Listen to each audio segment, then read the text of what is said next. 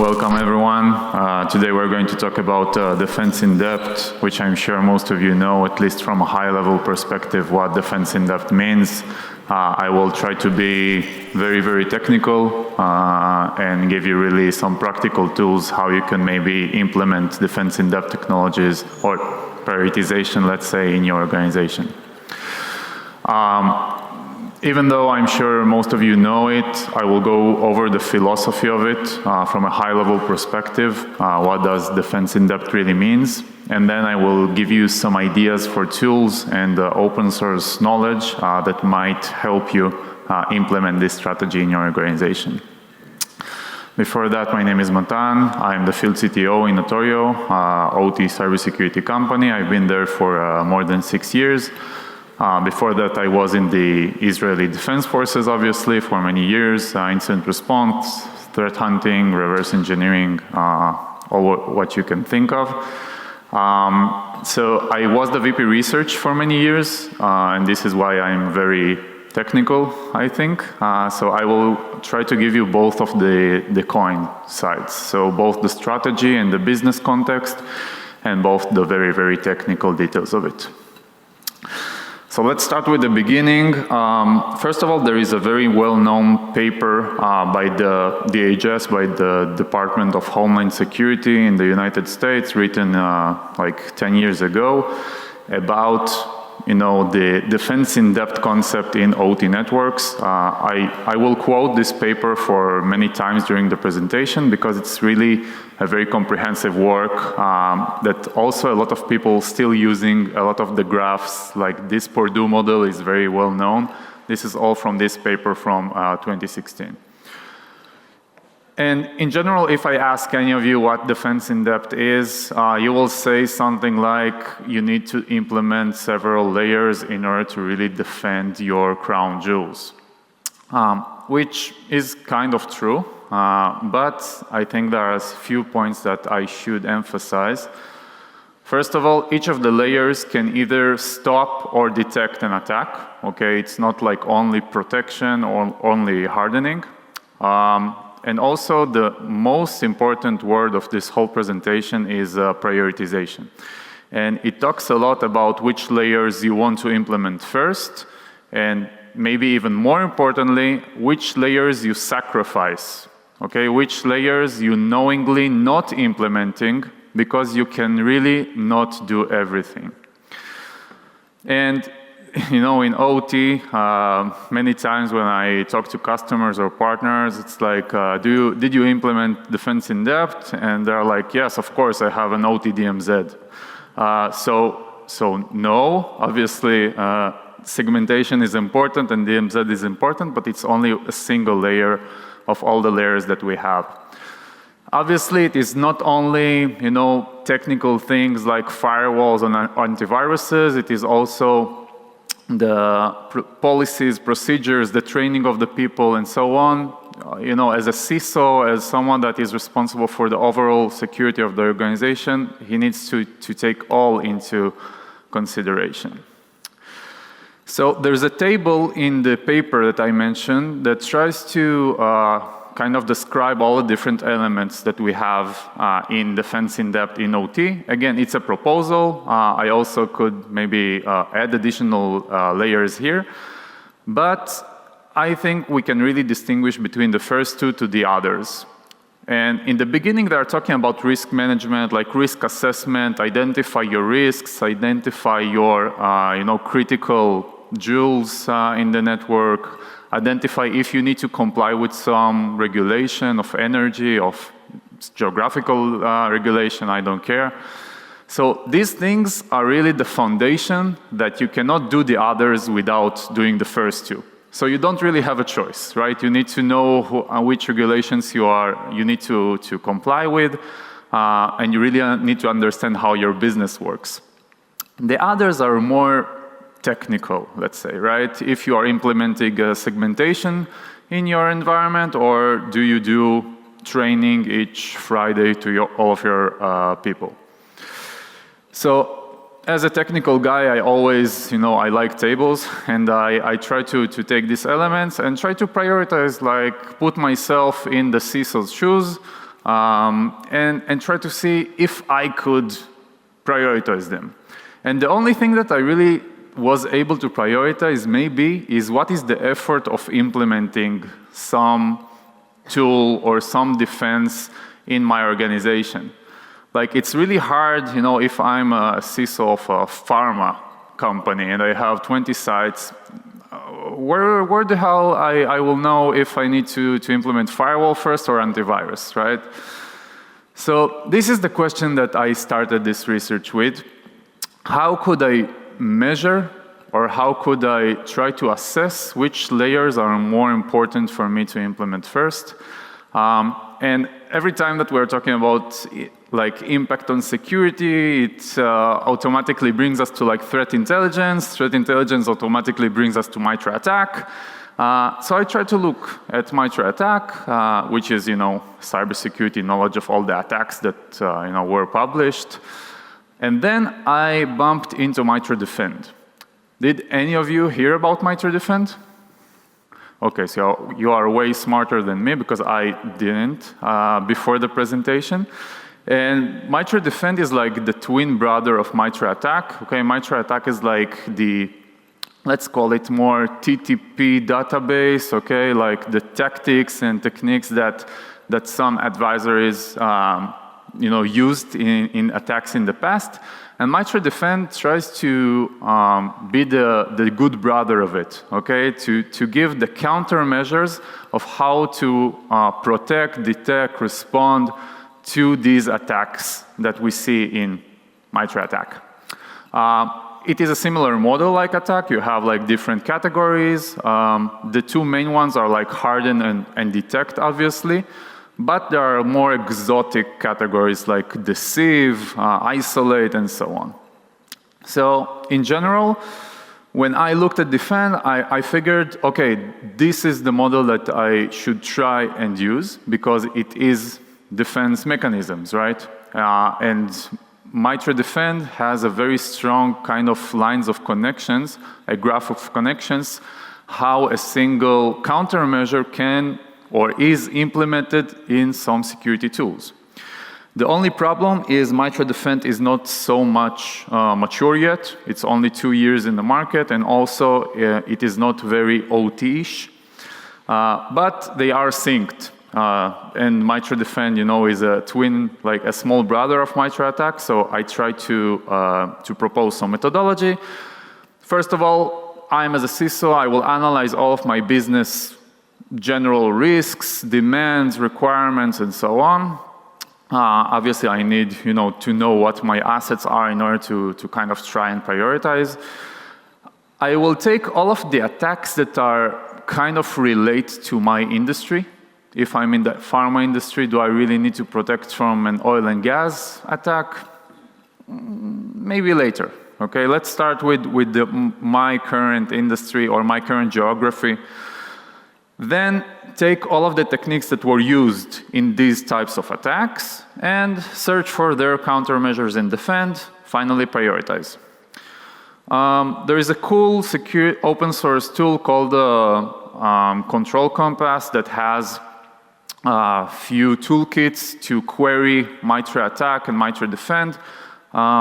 So what I did is I chose oil and gas as an example. I could choose any other vertical or country. And I tried to make something useful out of this tool. So now you'll see a demo of how I choose oil and gas industry. It can be any other. I will choose all the related MITRE D3FEND countermeasures. I will copy all of them. And then there is a toolkit in the D3FEND site, which is just a regex extractor that I can take all of the techniques that I found that are related, again, to the oil and gas industry. And then MITRE D3FEND has like a table that I can actually work with. So I copied this table into an Excel, and then I have, again, all the different countermeasures that are related to all of the previously discovered attacks on the oil and gas industry.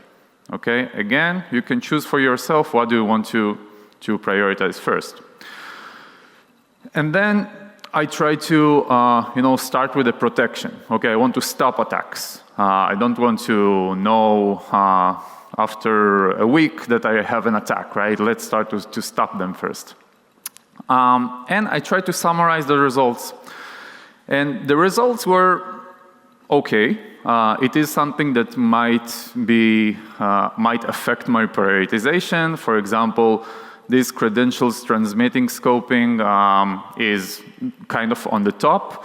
And it is really how you manage, how you making sure that the credentials of your suppliers are changing frequently and you manage them. And then I went and figured out that this is a very strong kind of attack vector that was used in the oil and gas industry. So I could maybe do what I did for any of your organizations and then say what are the top 5 most critical defense mechanisms I should do in order to protect from my threats. The problem with that all is that it all looks very IT. So I really wanted to make a test to make sure that it is OT mature. So I took InController, which is, I don't know, my favorite malware, which used in the Ukraine, power outage. And I searched for the countermeasures of defend of attack in defend. And unfortunately, as you can see, the coverage is really not so high in defend, which was a bummer because I thought I had a good idea for a presentation. But if you know MITRE attack, you know that MITRE attack already has some detections and mitigation steps. It is not comprehensive as defend, and you can do less sophisticated things with it, and it's not connected to some products.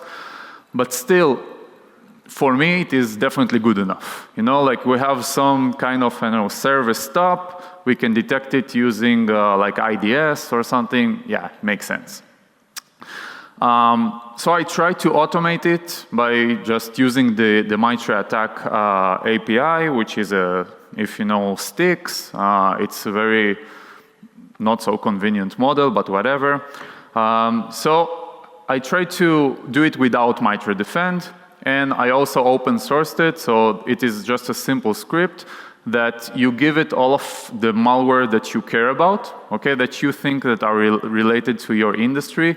Here, for example, I took Indestroyer 1 and 2, Triton, and Stuxnet, which is like the big 4, okay, of the OT malware. And then my script generates, again, a table that is similar to the MITRE defend one, just with, I think, less content for the good and for the bad. So you see here all of the attack patterns, if they are mitigating or detecting the technique, and what is the mitigation. Then I kind of counted, all of the different mitigations and prioritized.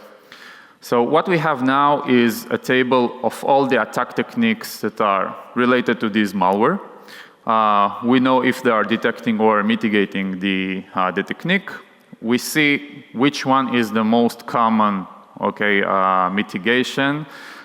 And then I try to do a manual analysis. What are the security products today or security concepts that could have this functionality within them? 100 disclaimers now, this is my own work, it is not bulletproof, do it yourself. So eventually I did got into like a bottom line conclusion. Again, I took all of the mitigations and I said, network detection is part of an IDS, segmentation is part of a firewall. And then I did come to something that I can relate to, like if you want to detect most of the attacks, you need an IDS. Shocker.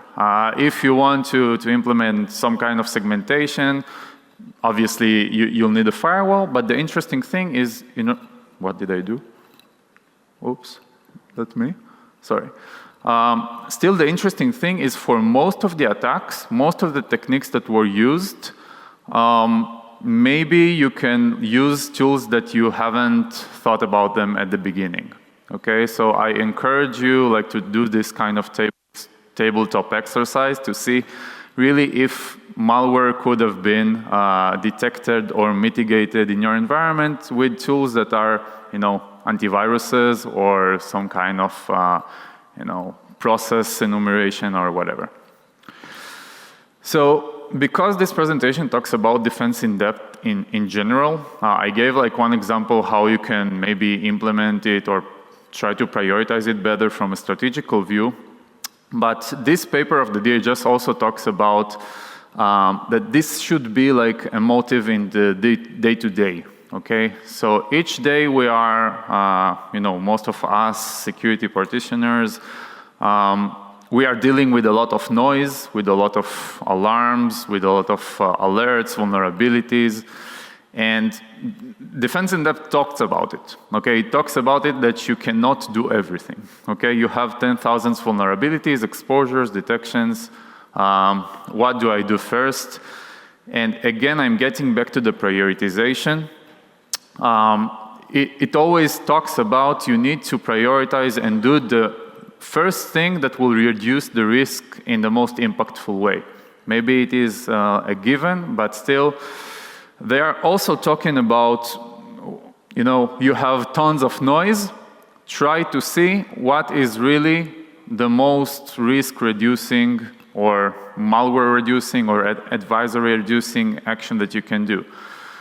From my idea, and this is honestly the approach of ours, we think that you need to connect a lot of details together, connect the threat intelligence that I talked about before to really see the specific alerts, the specific misconfigurations that you need to do in your environment, also in the day-to-day, to really understand that, okay, these default credentials will close most critical attack vectors in my organization.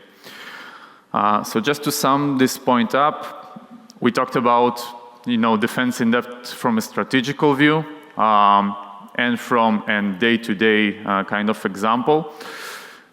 Again, the main point is the prioritization. Like, you have a lot of things to do, you have a lot of defense layers to implement. In order to really do it data-driven and not gut-feeling driven, try to use open source, threat intelligence tools maybe to help you do that. Defend is definitely a growing star, and there is a community around it that tries to keep up with the IT, okay, so builds the OT connections. But MITRE ATT&CK is super mature, and using my script or using other tools in the market, you can maybe leverage it today. And that's it. I think it's a really cool exercise to take back home, to try to see if you are really putting all of your efforts in the right layers, that at the bottom, at the end of the day, it should protect you from advisories. Any questions? Wiecie, gdzie szukać stoiska? The coffee break will be Sure nicer thing. surrounding and environment for the questions, but thank you so much for this presentation. Bravo. Thank you.